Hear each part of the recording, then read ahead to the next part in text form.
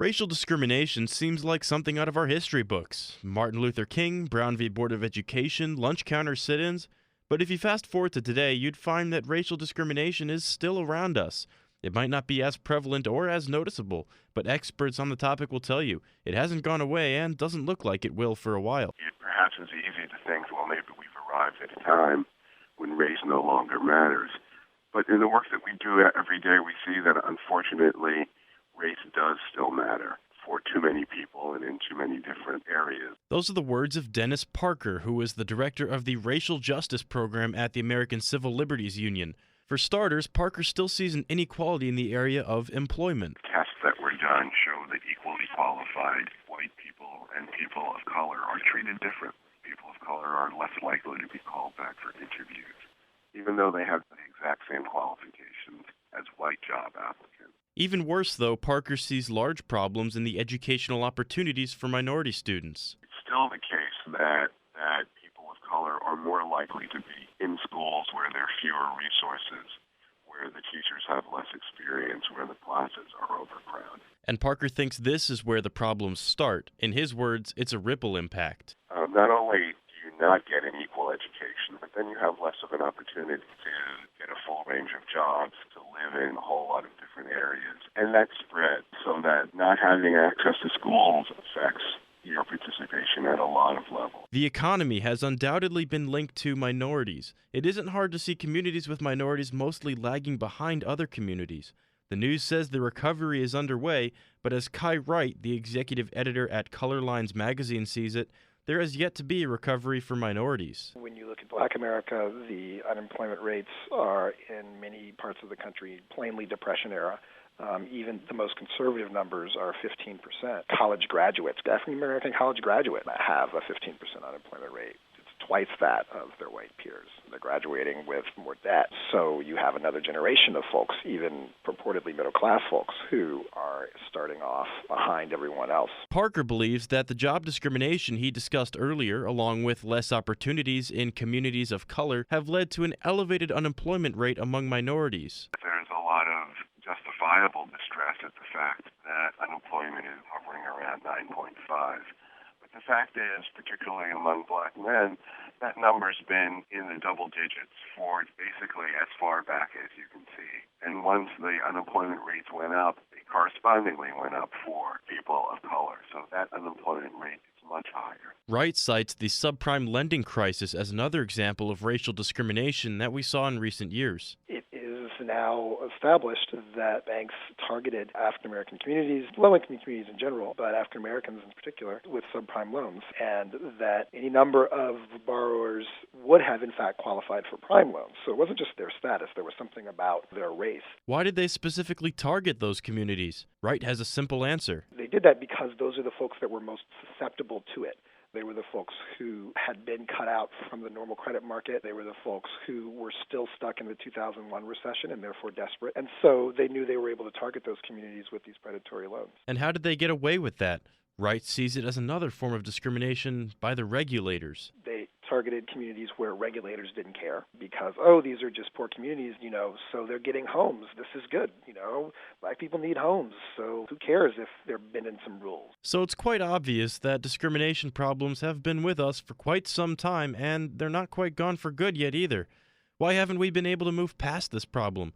Parker thinks we have to think about the source of the issue. I think that there's a tendency to only think of discrimination as being the sort of traditional intentional discrimination, someone saying, I don't like you because you're black, so therefore I'm not going to hire you. But in fact, there are forces that are not necessarily the results of malice or of intent, but that still have an impact. What are those unintentional forces Parker's referring to? He thinks that to some effect it's just ingrained in society. He references the paper doll experiments done in the Brown v. Board of Education Supreme Court case, in which children were asked to identify which doll was smarter, the black or white doll. Children of all races chose the white doll. What it demonstrated was that the message was being sent out, sometimes subliminal ways, that being of color made you inferior. And although it's not done as explicitly now, I think that it still happens in a lot of ways.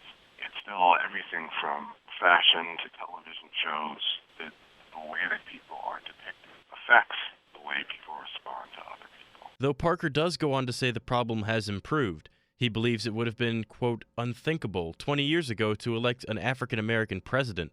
But the problem is still there, he says.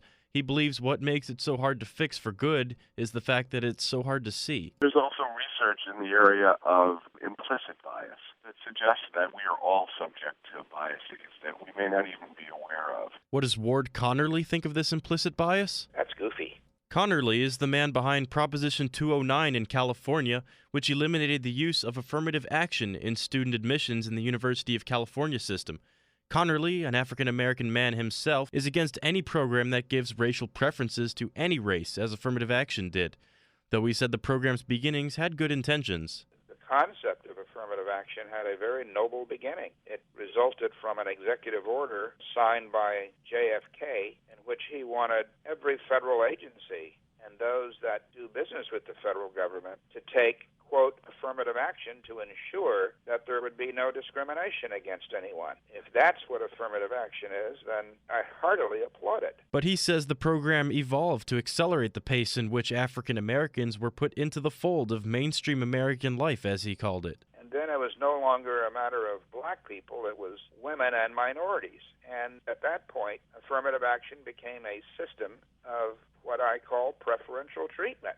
Mr. Parker, who has been on panels and in legal fights against Mr. Connerly, disagrees completely. The fact that there is still discrimination in place means that there is still a need to take steps to address it. And I think that affirmative action is one of the most important ways of addressing it. And Mr. Connerly's response? It's not the responsibility of society to equalize outcomes for everybody in the country. That's not what equal opportunity means. Connerly doesn't think opportunities can be made better for minorities through government funding or programs like affirmative action. He just thinks it's a part of the racist culture to underperform and not apply themselves. In many instances, young black kids believe that there are more important things in life than studying. It isn't cool, and so they don't. So you think the solution to this problem starts at home with the parents setting a good example for their children? Absolutely. Absolutely. I think that parents need to be totally insistent that the kids do their homework, that they go to school every day, that they avoid other distractions like drugs, which are a distraction for a lot of kids, like rap, like a lot of other things that are more cool for black kids than they really ought to be. Naturally, Ward Connerly would say, turn to the home. As you can see, Wright clearly sees more problems than can be addressed at home. All of the good home training in the world isn't going to change the fact that there aren't jobs available. All of the good home training in the world isn't going to change the fact that a college education is not financially attainable. All of the good home training in the world isn't going to change the fact that you did really well in school despite the fact that your school was underfunded. You did a really good job and you were smart and you got into college and you went to college, and even though you couldn't afford it, you managed to get there and you worked your way through and you graduated with tens of thousands of dollars in debt and no job. What does the home training have to do with that? What does home training have to do with the fact that 15% of African American college graduates are unemployed, twice the rate of white college graduates today? While opinions may differ on a solution, it's clear that there is work that needs to be done to make sure everyone, no matter their race, gets an equal opportunity in life. For You Are Here, I'm Steve Burns.